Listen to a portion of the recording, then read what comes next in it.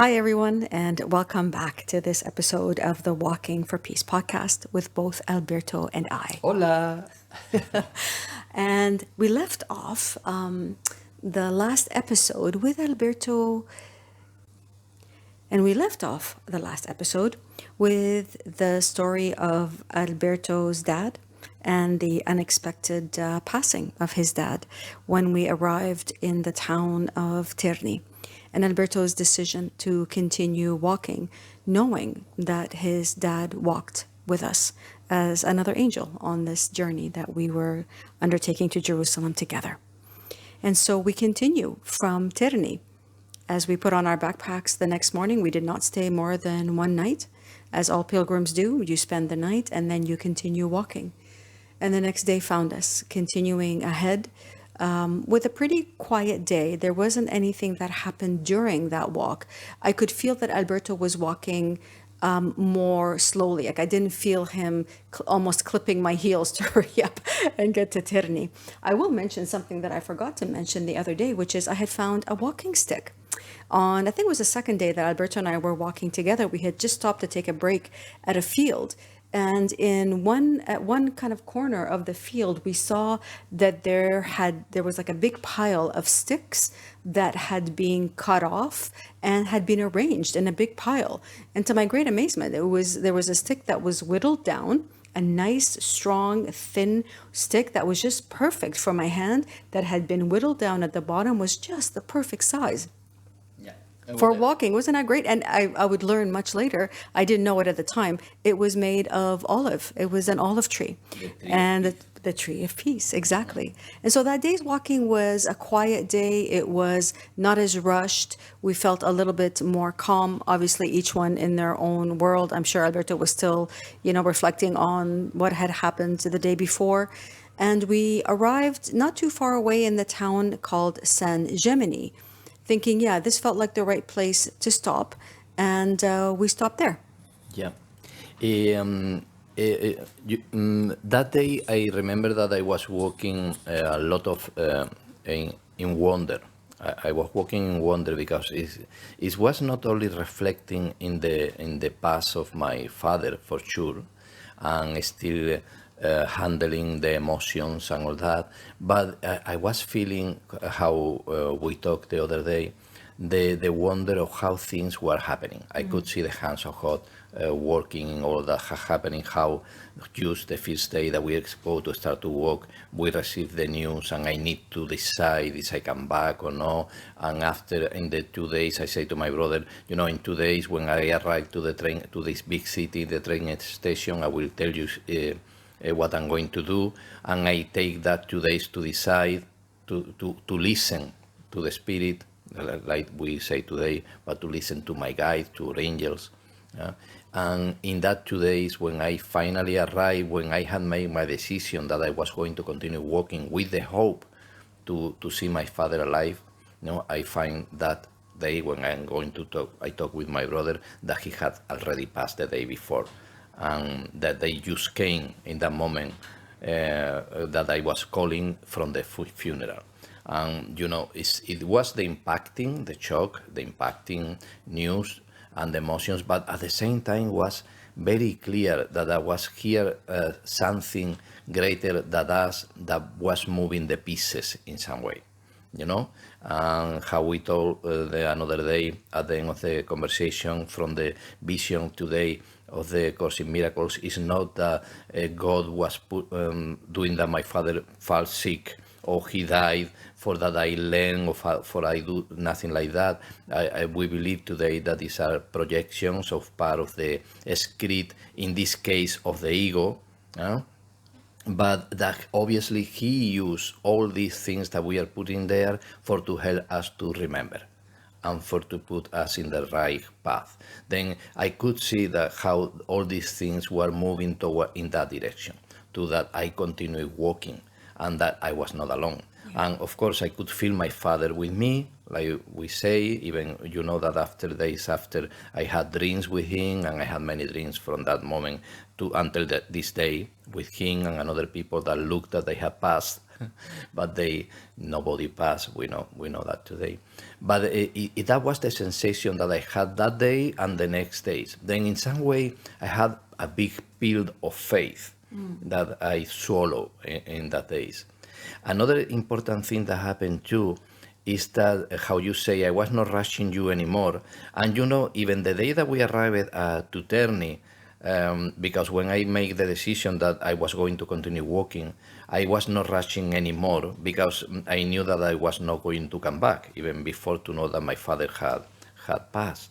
But it was too because, and we didn't mention the other day, that I saw very clear in that 2 days that I was wondering what I was going to do and opening to hear the universe or to hear God. It was very clear for me that this path, I was going to walk this path. I was not going to walk this path running or rushing, because that was not the intention of the walk. Obviously, we were doing this walk to learn from this walk. Yeah. Then if we are rushing to arrive very soon, it's better that you get a plane or you get a train and you arrive and it's done. Like we had many occasions to talk about this in our journey. Sure. And I remember especially that in that days, and we talk about this too, one of my friends, a good friend that I had here in Cádiz, Mariluz, that I don't know if she will be listening this, but a good friend that I had at that time, she sent me, when she knew that I was going to do this work, she sent me a paragraph of a poem that I thought at that time that was the whole poem was that paragraph. Yeah. She told me, this is from the poem of Ithaca, the Cavafis. That's right. And I have not here now the poem, but Moni is going to look for it in a moment. Then the poem, the first paragraph that I didn't know at the end that was longer, this poem, but the first paragraph, what my friend sent me was this, that say, as you set out for Ithaca, that for me was Jerusalem, or was, the real destination of this journey, as you set out for Ithaca, hope your road is a long one, full of adventure, full of discovery. And at the same time, my friend was telling me, take your time, don't rush, enjoy the journey. And, thanks to this poem, or this first paragraph, that we knew very much later that it was a full poem that is full too of many more wonders, beautiful things, and yeah, it would summarize our journey. It was summarized. Ithaca was summarizing our journey. But I didn't know that. We didn't know that until we arrived to Jerusalem. But we are not going to do spoilers that happened at the end. But we know here how everything happened with a reason, and all is synchronized for to help us in our journey. Then when I received this paragraph at that time from my friend of the famous poem of Ithaca, this helped me to realize that really I needed to walk slowly, that I couldn't rush. Whatever was the reason of the outside world that was pushing me, and I was pushing money with that too, it was not important enough. So it was not really important. Of course, my father was important. Of course, everything was important. But here we were talking about the inner journey, and I needed to focus in that. And if I was going to go rushing, better that I get the backpack and I come back to Cádiz or to Spain, and I don't do anything of this because it was not going to be well done. Then when we arrived to Terni, it was clear for me that already. But when my brother gave me the news, and I could see how all these things were coming with a meaning, and I could see that really I needed to pay more attention to this journey and not be thinking in coming back, in what was going to be after the journey, but to pay much attention to this journey because God was walking with me in this journey. Because he's walking always with us, by the way, but he was pointing me to this journey and to do this path. Then obviously I was walking that next day.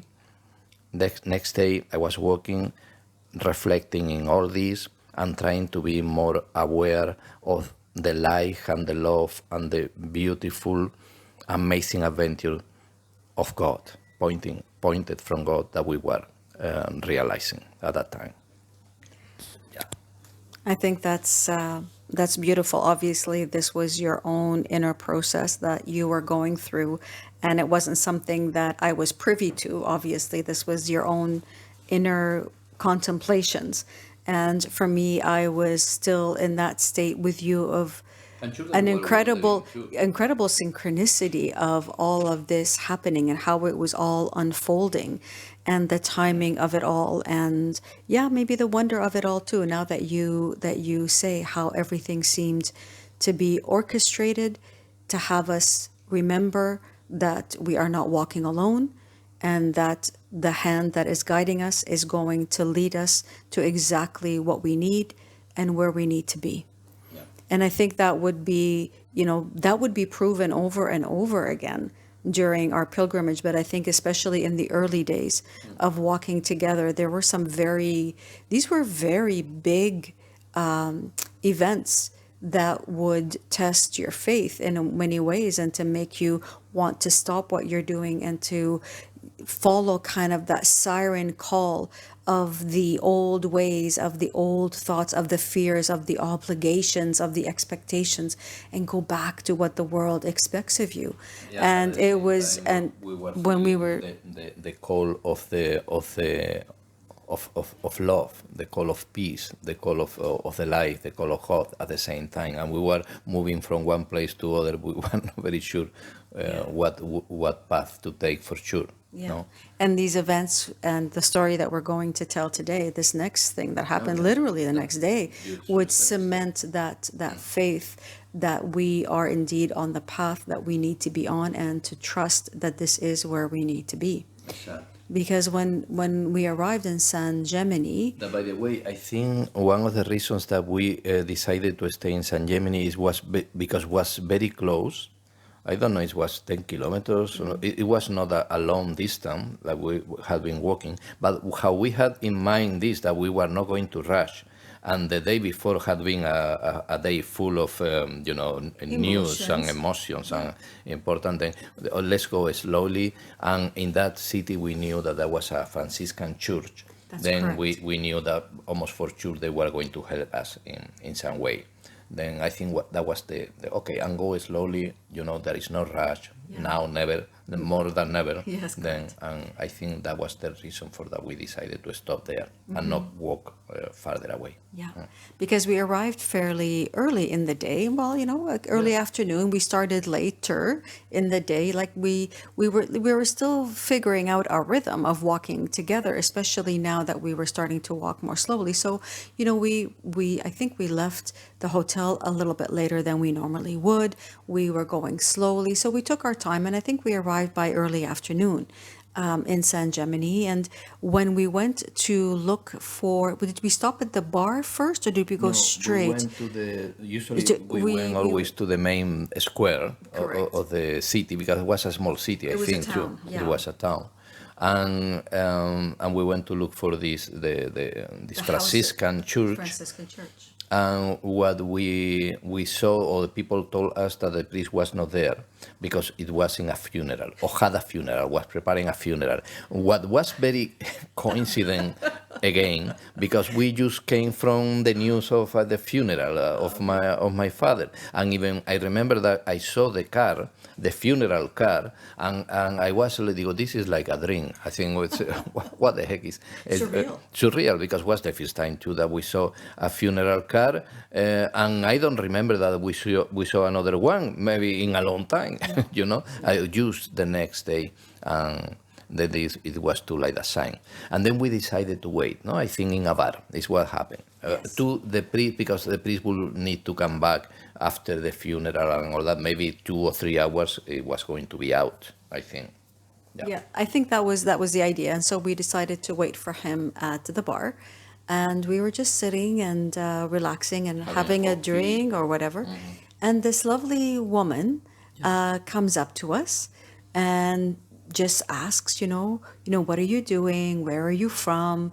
And we didn't have our signs yet. We still didn't. We had not cut out the signs yet, and so we must have looked like backpackers to her with the two big backpacks and walking Or around. maybe even, I'm not sure, maybe we asked it to her for if she knew the priest. Maybe she was the one that told us too that the priest wasn't a funeral. I'm not sure. I don't remember that was the way. But anyways, this lady came to us for sure and was very funny, very friendly. And yeah. Yeah. And from her, and as we were speaking and telling her about what we were doing, and her eyes were like saucers, and she was like, wow, that's amazing. And then she says, you have to go to La Romita. And I was like, what is La Romita? La Romita is a hermitage that is a Franciscan too, not too far. These are the words.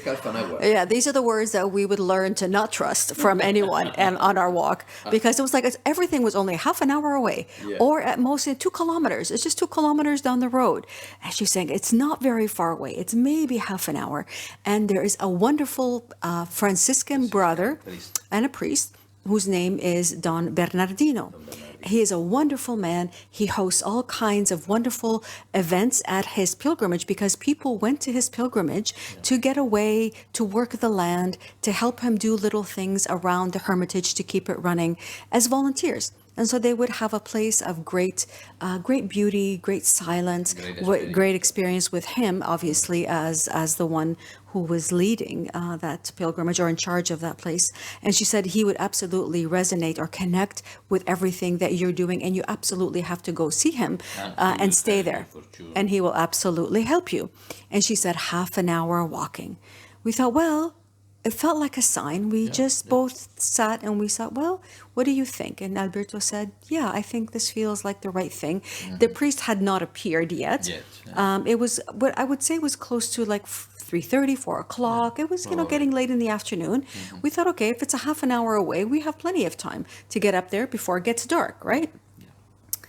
And so we thank this lovely woman, we put on our backpacks, and we start walking. For the road. On the road, right? And she said, because you can't miss it. There's a sign that says La Romita, just walk and you'll find it. And we said, okay. So we start walking. First of all, the road is not flat. It is a windy, curvy road that goes up. Makes sense. If La Romita is up in the mountains, it's a sanctuary in the mountains. Okay, makes sense that it would be up. So we're going. Even it had a sidewalk. No, that road, it was a secondary road. It didn't have a sidewalk. It was one of those secondary country roads that took us up, and we climbed up. We're going, and it's like it's not half an hour. It took us closer to an hour, just More than 1 hour. just to be able to get to finally we see a sign, a hand-painted sign that said the word Romita. And luckily there was somebody parked by the side of the road, and he was outside the car. He was just standing, I don't know what he was doing, smoking or something, I have no idea. And I don't remember well, and we said, La Romita? Pointing, and he said, and he nodded his head, and I remember him saying, ooh, high. It's quite high. And we thought, okay, it's high, but at least we're in the right place, right? And so we start climbing up this walking. At the beginning was like a hill that was going up, but very soon we arrived to the to the foot of the mountain, el pie de una montaña. Yeah, exactly. Exactly. And we started to climb. And the night was coming. That is another thing, because when we arrived to the sign of La Romita, already it was the night coming. It had started to get dark. It was like close to dark, not black, pitch black, but it was getting there. There was getting there. So he pointed us in the right direction, and we walked. But by the time we got to the foothill of that mountain and we looked up, we thought, no, this is a mountain. Like we're climbing. And the path was not exactly a wide, clear, well-marked path. Like one It was meter and a half or made. something. It was a very narrow path that wound through the forest. And it was a path where, if you can imagine, on the path there were the roots of the trees were coming up over the ground, and we would have to climb over those. There were boulders, stones that were there, packed earth. The more that you climb up, the more stony and the more narrow the path became. I think at the beginning was wider, but the more that we went up was more stony and more hard to go up. Yeah. And the incline was tough as well because it was more than 45 degrees at more than one point. And Alberto, because of the weight of my backpack, Yeah, I remember was that following back. we were going And with the backpacks. that's right. 20 and 15 kilograms. That's right. So I felt more than once that I was falling backwards, and Alberto had to grab me to keep pulling me forward. And I had not really experienced that kind of climbing before. The best of, if it was daylight, if it was, without backpacks, you would say, okay, this is a tough climb. But that was not that I wasn't terrified, but I was certainly nervous about continuing ahead. But I was the nervous path too. was there. I mean, you could see that the path was there. Did we see any other signs for La Romita as we continued? Maybe we found another. I'm not sure now. I have not in my diary. I don't have it in my diary either. But the other thing is that we couldn't go back because it had become so climby. We were climbing so high. And was dark already because we arrived at a moment that we were dark and we were with the light. Yeah, we put our head. You had a flashlight, and I carried a headlamp. That to go down in that conditions with the backpack, it was dangerous. Correct. Then the clear decision was to continue it up because another problem that there was that we realized very soon, we couldn't camp there. Camp. There was not a place to put the tent because it was all stone and going up and that narrow path. There was not a place to put the There wasn't flat. There wasn't a clearing where you could actually lay down a tent. Then we ask for help to God.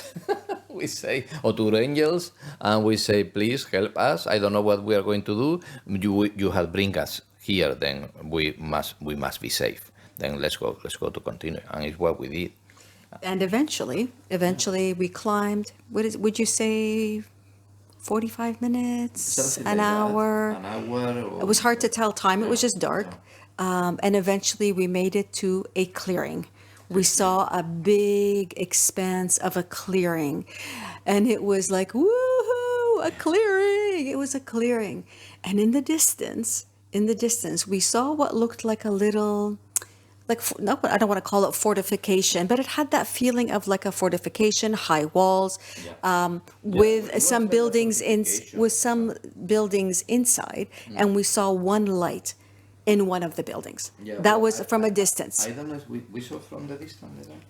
Another thing that we had not said that day it was so windy, Cold. That was make more difficult to the climbing. It make very difficult too because it was the noise in the trees and it was too. And when we arrived to the top, we could feel the wind openly, howling very strong too. And I think there was too some kind of mist. Oh wow! Yeah. I'm not sure about that, or maybe I'm imagining, but it was dark with the lights, the wind, and it was some kind of coming from a dream again. This is a dream. Where that today the Course in Miracles will say, of course it was a dream. It's all a dream, but yeah. But at that time it was the sensation. What is happening here? Yeah. And finally we went to this place. That was there alone in the flat bit Open field. Yeah, open field. It was this building that was half. You could see that it needed some reparations in many places, and there it was. But had a good energy in some way, ¿verdad? Well, we didn't, we got there, and the first thing, you look for the door. Where's the front door? We find the front door, like a big wooden old door with a bell. Not like a ding ding bell, like one of those like cowbells, like big bells, like a mini church bell that you had to ring.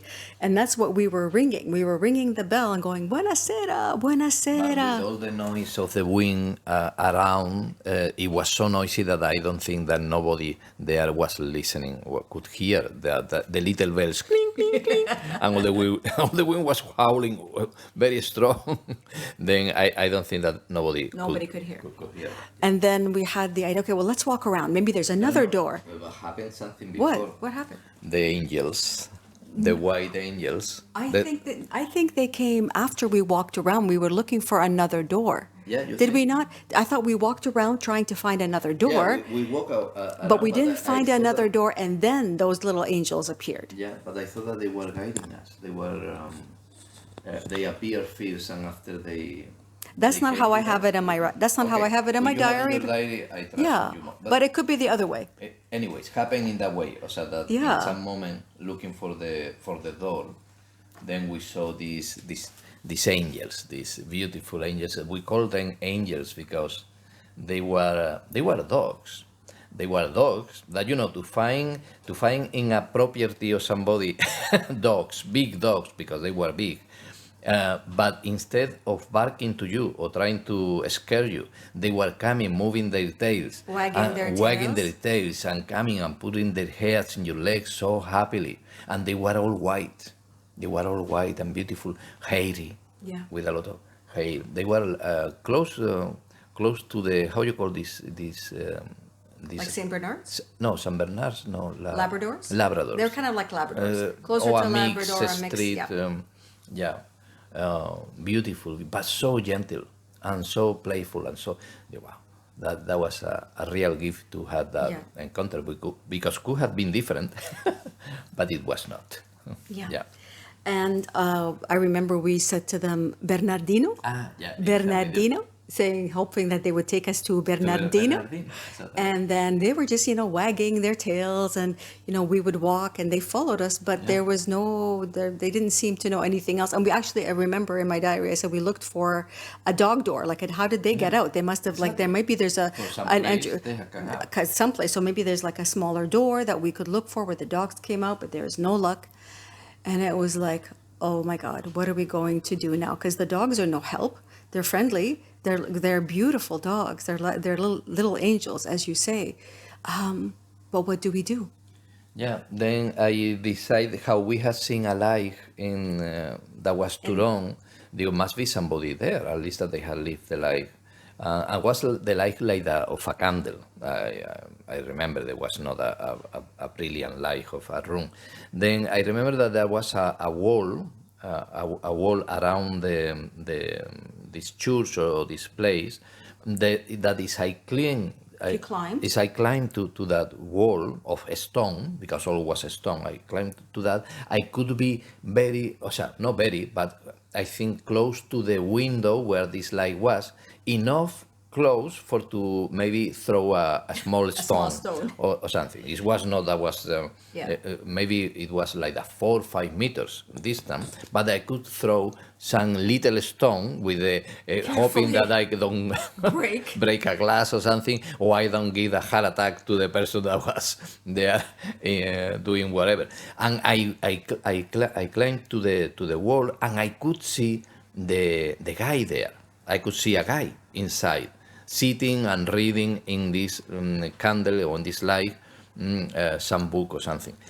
But he couldn't see me, and there was a lot of noise. I was calling, but with the noise of the wind, no, it was impossible to hear me. And that was when I thought into throw the stones, and I did. And at the second, third time that I throw a stone, I finally get to the glass, and I saw how this guy moved the hair, looked to the window, see me, and I thought he's going to be scared, this guy there. But he saw me and he smiled, like he saw his best friend.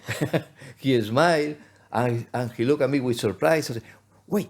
I see, with the hand, he said, wait. And then I knew that he was coming. Then he stand and he went out, and then I went down, and we went to the door where we expected. We wait for him to come. Yeah. And I told you, I remember I was telling you, this guy, so I had thrown the stone, whatever, and he was not scared. He was happily smiling and even laughing, and it was how he received us. You remember, no? That's right. When he opened the door, and the dogs are still bouncing, all around us, and they're all happy.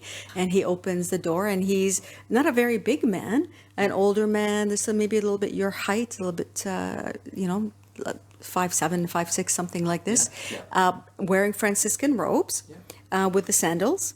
And he just opened the door wide and just ushered us to come in. We tried to explain to him. You remember we tried to explain. So we are pilgrims. So say, come in. And then inside the door, then we started to explain that we were pilgrims walking to Jerusalem for peace. And he said, "Oh, pilgrims.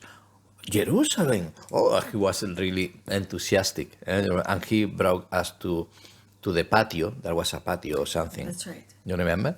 And I think we explained how we could, because he didn't speak English, he speak Italian And German. and German. Yeah, we knew that later, but he didn't speak English. He speak Italian, or Italian still was not fluent. We could explain better than the first day, but still we did what we could with what we have. And he brought us to a building. It was a building that was separate from the building where the light was. It was another building. I remember we passed a well, All a inside big, the inside the walls. complex. Inside the There was like a big well where you could, I think, go and get water. And then he took us to one of the buildings. There was no light. What he did was he found a candle, he lit a candle, and he led us with the candle through what looked like a little kitchen area and into another area which looked like a cave. It was cave. It was. I think it probably was caves. Yeah, it was cave.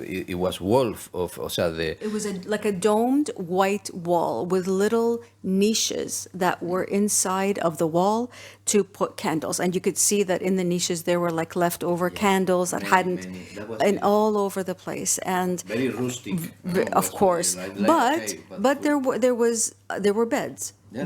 There was a couple of beds there. There was a couple of wooden chairs, and he said to you, you were going to go with him to get some water so we could freshen up. There was not There's no water. running There water. was not running water. There was not electricity. At least in that part, I would say that maybe there was not electricity in all the complex.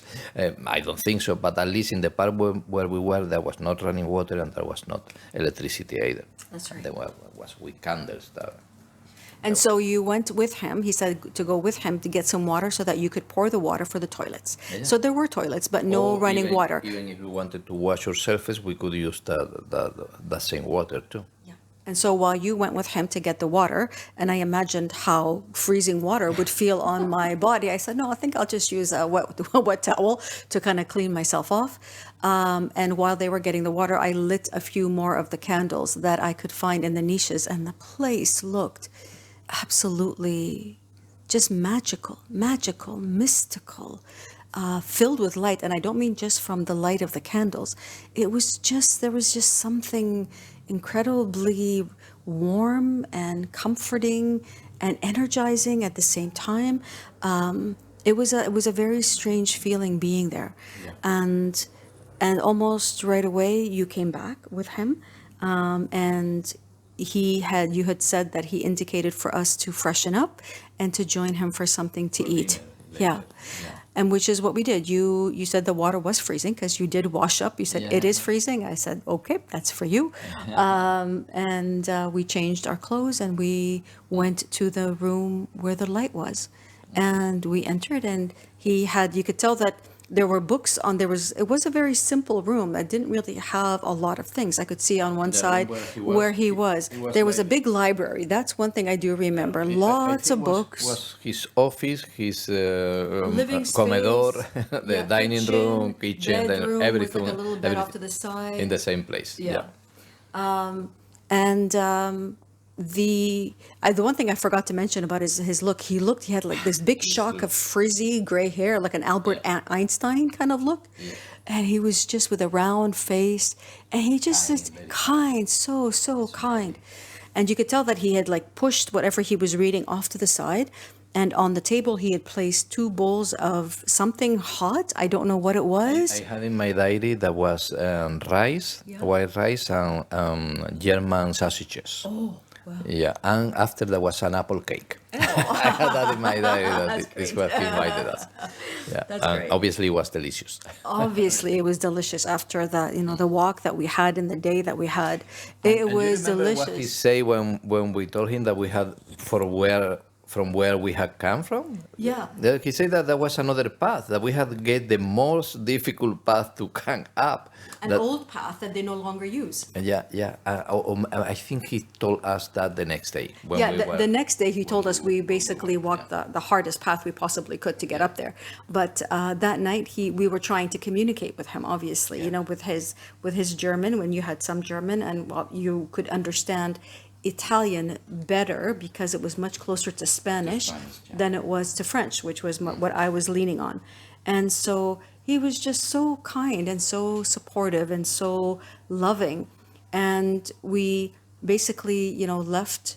We had our dinner. We didn't spend. Was that the night we talked about the towel? Yeah. I thought it was the next morning because we were because I know we're both wearing the towel, but I don't recall if it was that same night. It was in the night. Yeah. It was in the night. Yeah, it was that night because at the next day in the morning, what we did was to go. Maybe we had some breakfast with him. I don't remember, and we went to continue walking. But in the night, I remember that he was looking to us with a lot of curiosity. I think he said something to that night. Right. Somebody he should have been out of the hermit.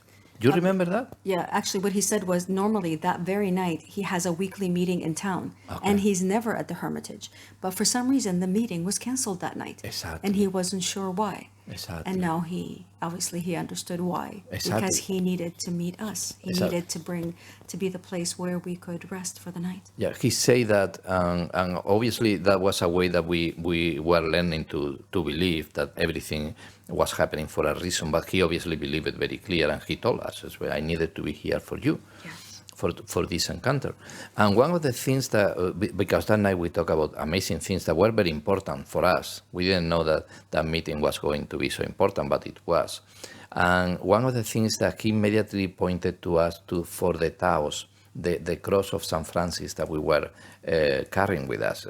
Well, I was wearing it as a necklace. It was a red tau that Tomas and Manjarin had gifted me to wish me well on my journey, and you had gotten it a wooden one, a few days earlier in one of the monasteries where we had stopped, one of the Franciscan monasteries where we had stopped. Exactly. That for me was very important because I always liked San Francis a lot since I was a child.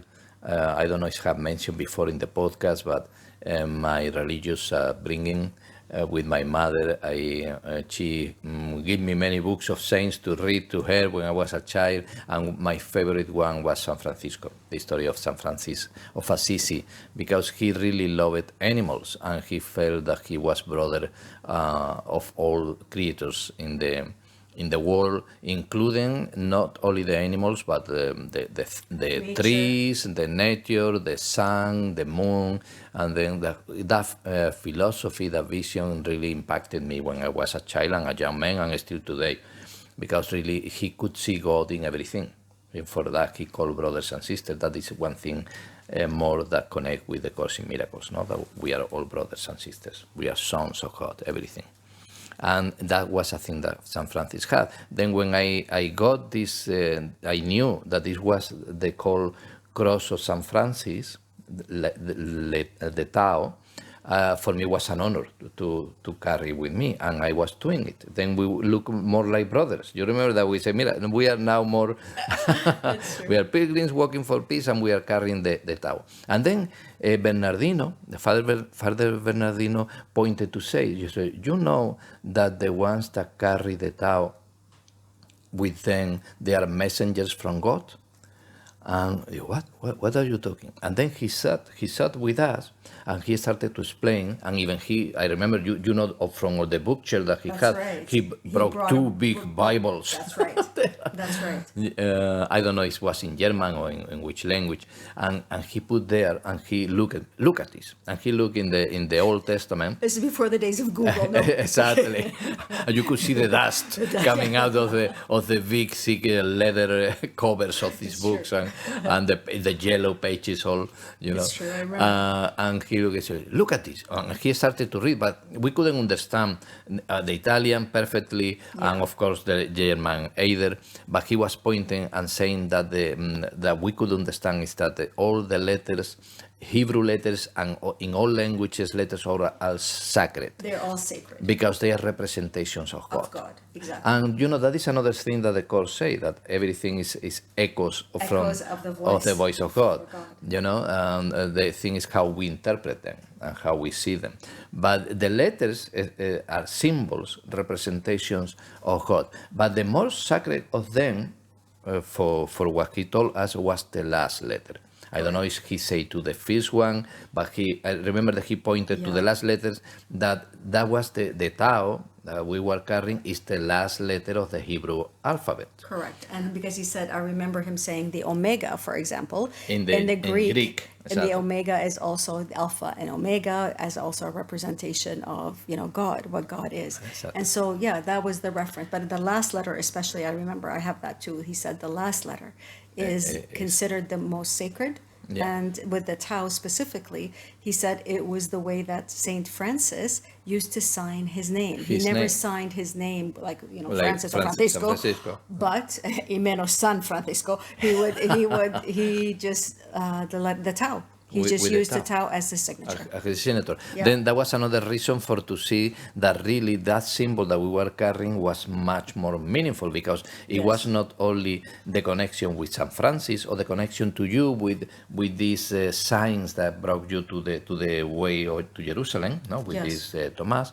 It was to a connection that we were representatives of Representative of God. And how he say we were messengers of God. Yeah. That I remember that for you, you didn't like that I did title, not like that title. especially because you were not religious. You were Yeah. spiritual, but you were Yeah. not religious. Yeah. And to be a messenger of God looked like a lot of responsibility. Correct. He say, I remember Bernardino say too, that the chosen ones. He talked about chosen ones, which Just made me chosen sweat, even more. Chosen ones in the What? Bible. It had that symbol too in the On their front forehead. head, in the forehead. And That was the was thing not- that he was talking, and he was telling, now you are messengers of God. And we, okay. Okay. But really, I was feeling already myself in a mission of God. Was a mission that was not to impose in others, because this was never about to evangelize or something like that. But I was in a mission because I was being pointed.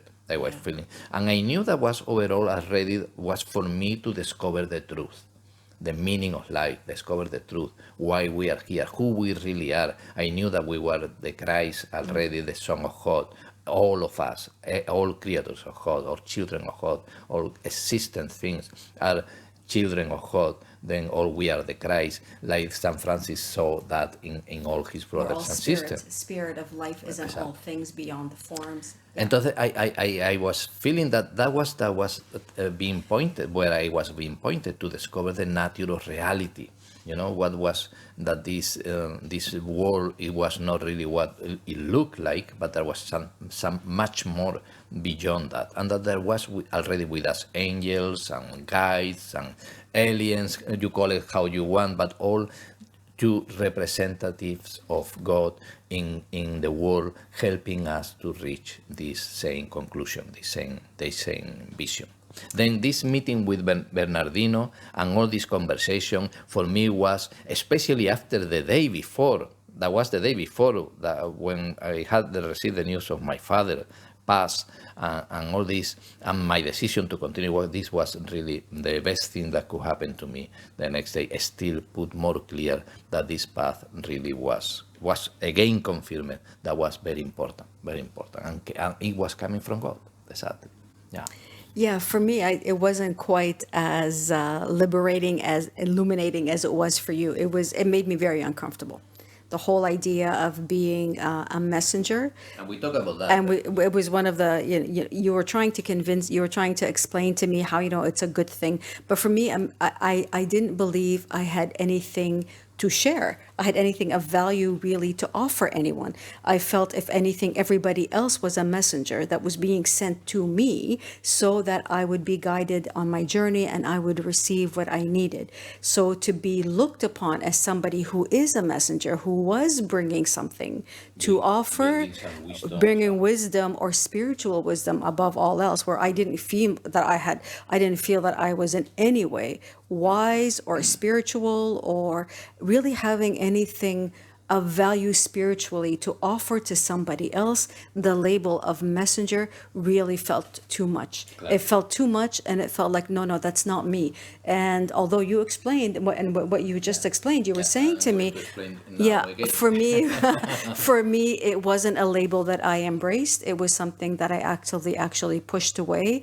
I said, okay, you may want to see yourself as that, but I truly did not feel that that was something that I could identify with. Yeah, even when I explained, I give to you the same explanation that I'm going to say now. That by the way, is the same explanation that in the Course in Miracles have for the messengers of God, because there is a part of that we know that we have now that we had studied the Course. There's a part in the Course in the text. In the text or in the lessons? Well, there is a lesson that says, I am among the ministers of God, as one of the lessons. Exactly. Yeah, it's in the lessons where talk about the what messenger, the minister. What does it mean to be a messenger? A messenger. Yeah. And even talk about the walk, about the journey. Yeah. You know, and what the Course say, and is what I understood at that time. For that, I told you, don't worry. We are not talking about Moni and Alberto bringing a message to the people.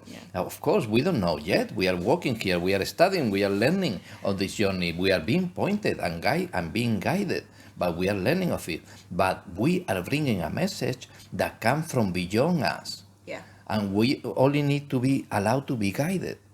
And allow that the things happen, and to allow ourselves to receive whatever need to be received, and to translate or to bring to the people in the way that we can. Yeah. You know, then we are channels. We are not. Yeah. We are the delivery guys. We are delivery guys. No, we are not the one that write the message. We are the delivery guys. No, it's not guys. And it's funny because the Course say in that exact words almost. And you know, I didn't read. I had not read the Course. We're talking 25 years later. Yeah, now. but obviously that was something that for me it makes sense. I could see very clear at that time, and was beautiful to receive that. And really, of course, I feel honored to receive that level, and I am ready for it. But if I would have interpreted in the same way that you mentioned, of course, I would have given that step back, and I would have said no, because I am not ready.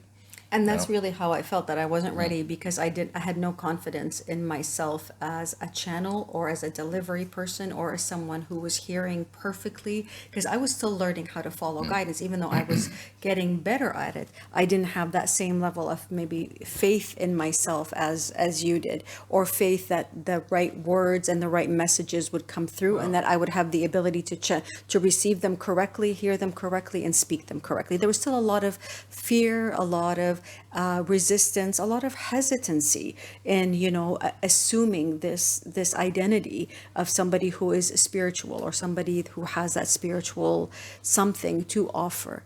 That was a process that I needed to go through. There was a lot of fear and a lot of definitions and ideas that I had, labels that I had accepted, that needed to be undone before I would accept that label.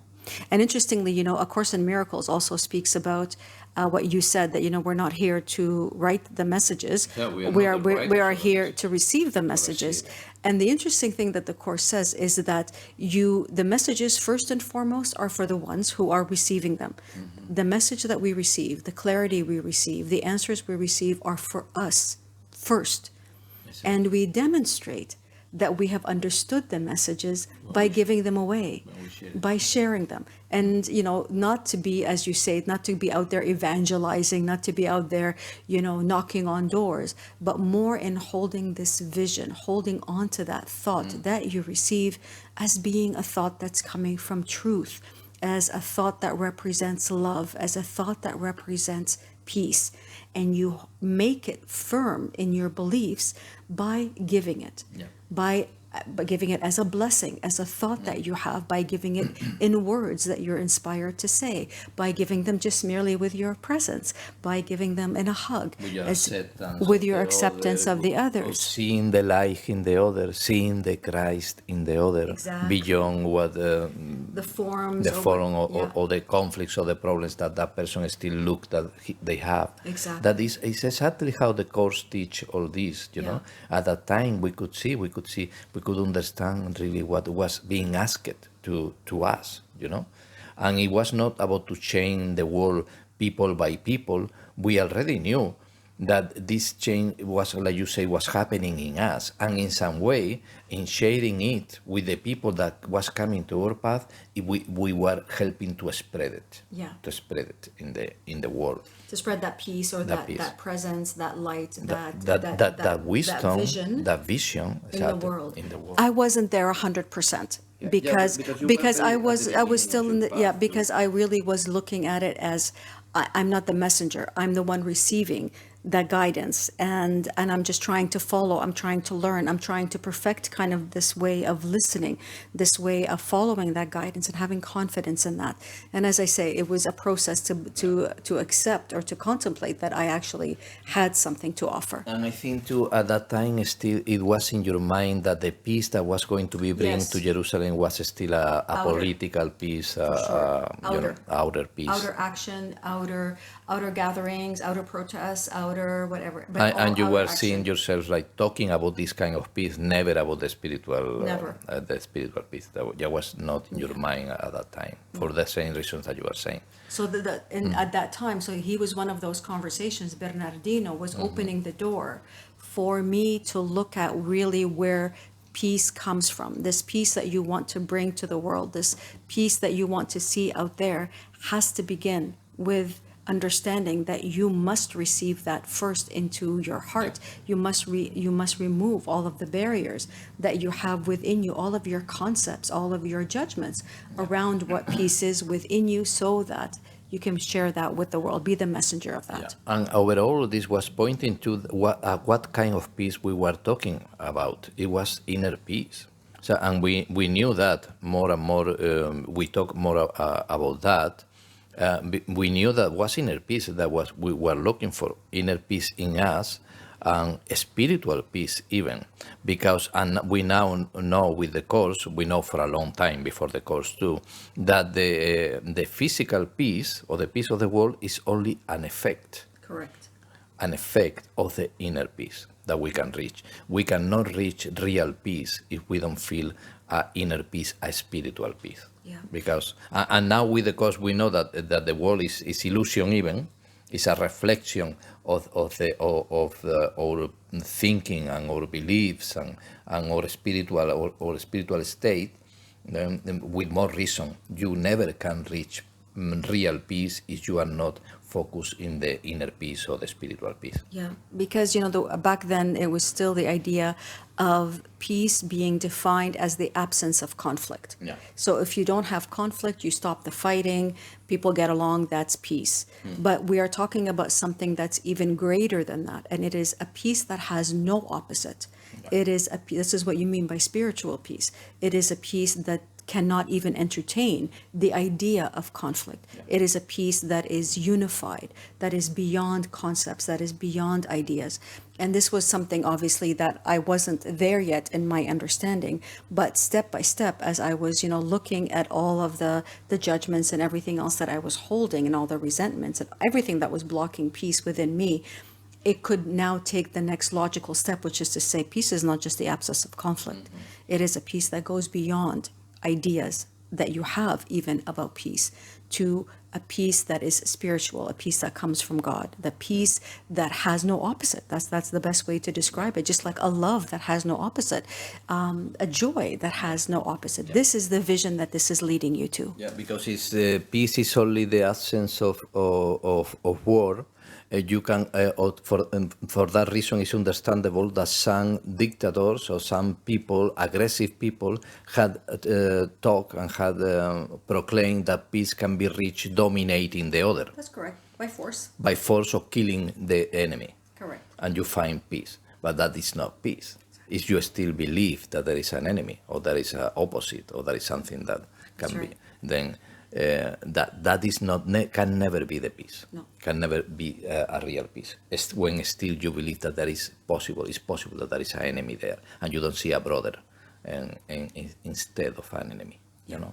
And you can also look at situations, for example, where people live in a peaceful country, shall we say, in a country where there is no war, but all they feel is anger and resentment and anxiety and attack, and all they do is, attack or defend or have ideas that are completely contrary to peace. So it's not just about, outer or people who, the contrary, who are apparently living in areas of conflict, but yet within them there is a calm, there is a steady peace, there is not the judgment or the attack or the desire for revenge. None of that exists. So it all points to, it's not an outer state. It's not about the outer condition. It all must come back to your inner, to the inner state, to the inner beliefs that, you're working on. The good news that the Course gives us too is that if you reach the inner state of peace, consequently, you need to see peace outside too. Correct. Then this is not to have inner peace and to hold yourself and suffer the outer peace, or try to don't look at the outer war, or the outer conflict. Here the Course is promising you reach inner peace, you are going to see peace outside. It's cause-effect. Cause and effect. Cause is inner, effect is outer. Yeah. Not the other way around. Exactly. Not the other way around. And that's a journey. I mean, that was a process in itself to get to this level of understanding. We didn't know that. No, we didn't know that. back then. Little by little, we were coming closer to this idea from another philosophies, another visions, but the Course in Miracles leave it today. But so clear and so perfectly explained and logical, and you can see how the love of God really know what it's doing, and how you can reach that really in the world. But before, you need to find it in yourself. You need to find the appropriate thoughts, the appropriate way to understand yourself and the world, for that this peace really is real, this inner peace is real, and you can see reflected outside too. Exactly. In the external world. Exactly. So that evening really was with Bernardino was a fascinating conversation. It was, I know for you it was just confirmed and affirmed many things for you, but for me it left me with, a little bit more nervous. I wasn't sure that was something I wanted to accept. And we ended the evening with him. We slept. I slept so soundly. And I thought, okay, let's see what the body's going to be like the next morning. And it was, you were with pain still, well, obviously tired but nothing. It was the most. It was as if I had stepped into a spa of some kind. Yeah. And I was like given healing, and it was. I can't put it into words because I have it in my diary. It was just like I have no pain anywhere, and in fact, I feel energized. Exactly. It's like I'm energized and ready to kind of tackle the day. And it was surprising. It was surprising. It was like it was a holy place. Yeah. So we had been in a holy place, some kind of miracles had happened, and all pain and all conflicts and all things had gone with us staying there and having these conversations. Maybe this was we were touching the inner peace, we were touching the inner wisdom, the inner truth, and in all this put away all the things that were not possible. It's more when we months later. You remember when we arrived in Medjugorje a few months later. We revealed the pictures. I had a camera where you needed to load film, buy film, and then we had to develop the film. To develop a few pictures that we did along the way, and one of them was in this cave or in this place where we slept that night. That funny. How you have said before, it was all dark and there was only the lights of the candles. Then there was an environment very, very, beautiful, but very rustic, very beautiful, dim, and dim. With a romantic, we could say, if you were romantic, with a low light, a low light. But in the pictures that we had, it's all white. The walls are totally white and lined. It was this is the place where we sleep at night. So true. So true. And I'm going to post that picture in the comments to see if I can upload it with this because podcast. It's all white. And luminous. Luminous. Exactly. Luminous. It was amazingly great. And you know what this had made me think before too? another connection, that night we were in this cave that was a holy cave, and it connected to, I don't know why I had seen in Immaculate Conception. Yes. That Lourdes, the spirit that was seen, or this figure, holy figure that was seen in Lourdes, she was seen, had seen in a cave too, you know. True. There in Lourdes, and we know now the importance of the Immaculate Conception, that is purity. You know, the sin doesn't exist. We are conceived. We are born without sin. That is one of the big mistakes that the Course in Miracles help us to heal. The idea that we are sinners, or we came to this world with sin, and it's not. I think the message of this figure of the Immaculate Conception at that time, it was precisely that everything is conceived immaculate. Everything created by God, God. is like him. It Her, cannot be it other cannot way. be any other way. So it Nothing must can be. share all of his attributes, her attributes, its attributes. His purity, and his, like all children of him. Yes. Then maybe in this place where we were again, it was really a holy place, because we were open to experience, to live, and to see.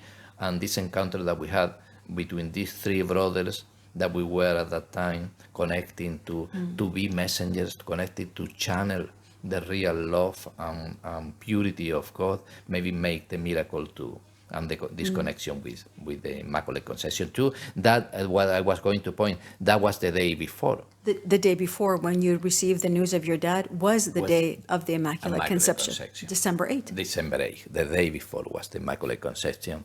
And I didn't take this point until now, that now I take the message of the Immaculate Conception connected to the message of the Course in Miracles, that really the sin doesn't exist, are only mistakes. Of course, we make many mistakes, but like all children, when they don't know, they make mistakes, but we are born and still we are pure, like our father or mother created us. Exactly.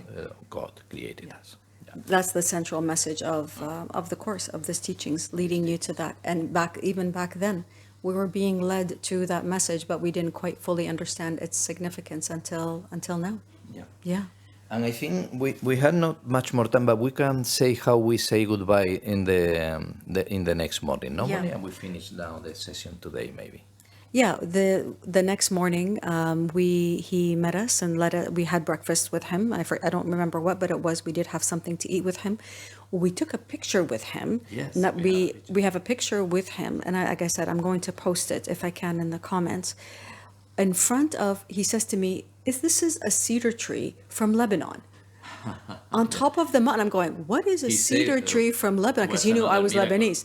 What's a cedar tree from Lebanon doing on the heights of this mountain in the middle of Italy? And he said, it was Italian sailors who had visited, who, when they traveled to that land, brought back the cedar. And the town that we had left, San Gemini, was named after a beloved Syrian monk, a monk from Syria who had lived there, who had, I imagine, preached there, and who the townspeople named the town after him, San Gemini.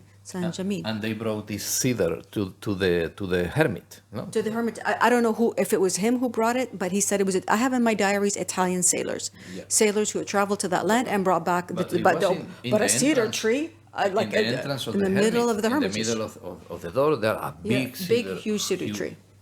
And it was like another one of those. What do I do? Oh, Nerica, what do I do with this? I don't know what to do with this message. What do I do with this? It's like this. All these pieces were kind of coming together, and maybe he was speaking. It was another sign or another message to say, "I am speaking to the part of you that knows."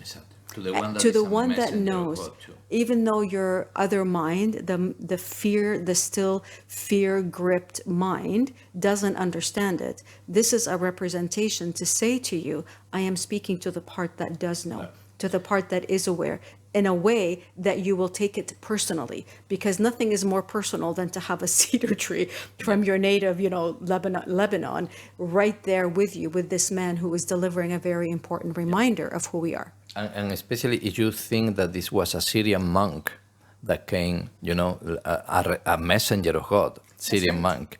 And there you were resisting a lot to the idea that to do this path with that perspective. But if we think, is what, again, the Course tells us, and it is very logical, very easy to understand, what is really what makes us to resist this message, to resist this function, this role in our life, is that we believe that we are the identity, the separate identity, the character, the Alberto, money, separate of everything, the person, the human weak that we have been told or we have believed that we are, And here it's being told us that we are not that. We are not sinners, we are not weak, we are not even bodies. We are the Holy Son of God, we are spirits. We are spirit, everything is spirit, all we are brothers and sisters, all we are holy, and we are waking up from this dream of simply of identify with a false identity. It's the only thing. And then it's normal that we have fear and we don't see ourselves as worthy if we believe that we are simply what we had believed until now that we were. No, then I think maybe that was another connection that was being told as another wink of the Holy Spirit, that we call it today, the Spirit of God, for to recognize that we are much more than we think that we are, and we are ready, and we are worthy, and we are here precisely to spread the light that we already are. Yeah, it was a message that I wasn't ready to. I think I embraced it internally for myself, for my own inner journey, but in the moment that it appeared that I was being asked to spread this message, to speak about this message, to share it outwardly, all the fear came up. And that's how I looked at it back then. I look at it differently now, obviously, because the other thing that, the Course speaks about is this idea of being a teacher. Is not how we just, it's not just somebody who stands in front of other people who apparently has more knowledge and is sharing something or is talking about something that others don't know. To teach, from the perspective also of the Course, is to demonstrate. That's the other definition of to teach, is to be an example of how this is lived. And in your living of it, in your accepting of it, your experience of it, you are demonstrating it to others, not by preaching, shall we say, because I think that was part of my fear. It's like, I'm not going around preaching peace here. I'm just here trying to walk. I'm not going to be crucified. I'm not going to be, that's the other, but what is the fear? Yeah. It's the fear of being crucified for speaking about this very intimate, very inner experience that I was having. And that was really my fear. I think that was the greater fear than the inner. Yes, I was still developing that inner knowing and that inner knowledge, and receiving from that inner voice and having trust in it, but it was the fear of speaking it out loud. That really was a big thing that I was very much against. And what is logical at these stages Yes. of the path, Yeah. it's logical that everybody feel that, because we are not accustomed. We are accustomed to think in the way that we thought before. And we are accustomed to feel unprotected and that vulnerable. That the world can damage you, that they can punish you. We are accustomed to see ourselves as like imperfect and like making many mistakes and many things wrong. And then we are the first ones that judge ourselves as a lot. Yeah. We are and for that the Course say you judge yourself, and for that you see the judging outside. Exactly. But this is a process to understand this. Then at the beginning of the path, it's normal that we fall in that. And you want to defend your identity. You defend the identity that you know, because you don't know anything else. You don't know what to hold on to in its place. And it's funny, there are many powerful lessons, but one of them is, in my defenselessness, my safety lies. And, to understand that, you have to understand being defenseless means that you are relying on a strength that is beyond you. You are relying on the strength and on the power of the Christ, of the real self, of God, of the Spirit. You are relying on the strength of what is eternal. not on the little strength of Moni and her little thoughts and her little fears. Yeah, little Moni is going to want to defend because she's not certain how she's, going to deal with all of this. But it's asking, this teaching is asking that you drop all defense so that you can place your faith in a greater strength, in a greater power that absolutely walks with you and can make the path clear. And with that, you have nothing to defend because you understand who you are and who your brother is with you. Exactly. This is like before we were talking about the messenger. The message is not coming from the small person that doesn't know, is still learning for very good intentions that had the messenger. The message comes from the high guy, the one that the big guy, the one or the big girl, the one that knows. And this is the same. Your strength. When you trust in your strength. When we went to walk to Jerusalem, we were not trusting in our own strength. I was not trusting in my own strength. I was not following my own voice. We was trusting in the strength of God. Clearly. It's not that we would have been crazy to do this journey. Clearly. And with this was the same. It's like with the messenger metaphor or analogy is the same thing. It's not the message. It's the strength of God and it's the message of God. And we are here only to receive it and to live it. And to allow it to flow through us and unencumbered. That's the sharing. So yes, with all of that, with Bernardino, we took the picture, and then he actually led us with the dogs. Exactly. I think, was it all 4 dogs? And the dogs were called, I remember, I have it in my diary, Romito, like the name of the hermit. Like the name of the hermitage. By the way, Romita es Roma, a small Roma or little Rome. No, little Rome is Romita. As it was. One was Romita, another dog was Romito. One was Bianco Spino. And the other one, I called him my diary's Junior because I didn't know what to call him or her. Yeah. I don't remember. In my diary, I had 3 of them walk with us and the hill down. Right, because he led us down the other path, which is the new path that is it was like wide and comfortable. I think cars could drive up. Cars could drive up very easily. His Vespa. Yeah, his little Vespa. That's right. Down the he brought it down, and it was a sight.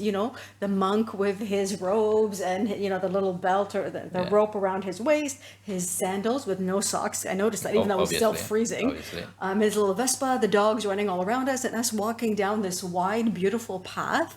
And it was a couple of kilometers. It took us a while, but we eventually made it down to the road, to the main road. He accompanied us to the main road. And by the way, you remember how the farewell, the farewell. I was just farewell. Of course. You tell it. You tell it. You tell it from what you remember. I remember the big hugs that we give to each other, and I don't know. I saw even like a father figure in him when we give it happened a few occasions too. That hug that we give to each other, and I could see his pride in his face, and I could see his tears. He was emotional, and he gave us a blessing. He gave us a blessing. He prayed over us, standing by the side of the road, a prayer in Italian. And I think it was the first time that we had received a prayer, and it was very emotional. It was deeply emotional to receive a blessing in that way. Yeah. And you can see how loving and beautiful. And how changed, now I am aware, from one day to the other. Yeah. How many things amazing have happened in that 2 days or that 3 days. Amazing. So revealing. And what he said, the final surprise from Bernardino was to say to us, oh, by the way, Bianco Spino is going to walk with you to Assisi because he knows the way and back. And we have. I was like, that's funny. Thank you. Very funny. That's cute. But he came. He was serious. I was like, the dogs. I was like, oh, okay. No, he was serious. He goes, no, he knows the way. And the people know him. They know that he's done this walk before. And he will come back. And he will come back on his own. It's like, okay. I thought that was a joke. Like I said, we thought it was, but no, he was serious. And, he said his goodbyes and we started walking. And it was 2 dogs that came with us in the beginning. It was Bianco Spino and it was one of the other dogs. And it became clear very quickly that the other dog didn't have the same, shall we say, like road sense as Bianco Spino, because Bianco Spino stayed in between us. I was in front, you were behind, the two dogs were in between, but the other dog just kept kind of wandering off into crossing the road. And the cars were Honking at us, and it was like, and we were oh. afraid for them. Exactly. And for the accident that they could create. Exactly. You know, that could But the other dog didn't stay long. The other dog eventually just made its way back, but Biancospino stayed with us. He stayed. Biancospino, he was afraid, because we could see how when the big trucks passed for the road, right. he could Shrinked. Yeah, he kind of shrunk a little bit, and because he was afraid. But he stayed and he continued with us, and we wanted that he go, but he would not leave us. He didn't leave us. And he stayed with us the I think it was 3 or 4 days. We'll talk about that next time, until we arrived to Assisi. And the day that we expected to walk into Assisi with him, he disappeared. Yeah, he was not in the morning. He was not in the morning that we expected to enter into the town, and he was gone. Bernardino say. Yeah. He accompanied us, and then he returned. Biancospino, which means a white. Blanca. No? Exactly. Had a white back. He has a white back. Beautiful dog. Yeah. So smart. Very. We will tell something more about him in the next day, with the stories that we will share the next day. Because Biancospino, unfortunately, was one of the stories we had to cut out of the final book, because, we were encouraged over and over again, keep the book, 300 pages, don't go over 300 pages. And we had to make some really tough decisions about which stories to cut out. And sadly, Biancospino was one of the ones that we left out. But now you get to meet him, Biancospino, and we'll leave a picture of him as well in the comments. Sure, that will be so great. We hope you enjoyed this particular sharing of the experience that we had on that remarkable day, which would have been December 9, 2001. A journey, a day, an experience that obviously is still fresh, even though maybe some details of whatever are not there, but the feeling of it, what it evokes in us, is still very much alive. And the awareness that, like we said before, we are always being guided. We are never walking alone. And that loving presence wants to guide us, wants to show us that it is with us, wants to help us see all of what it is that it wants us to remember, because we cannot remember alone. The truth, the greatness, the grandness of all that we are has been forgotten, and this loving presence is with us to help us remember. We only need to listen. We only need to listen. Yes. Have a great day, everyone, and buen camino. Buen camino.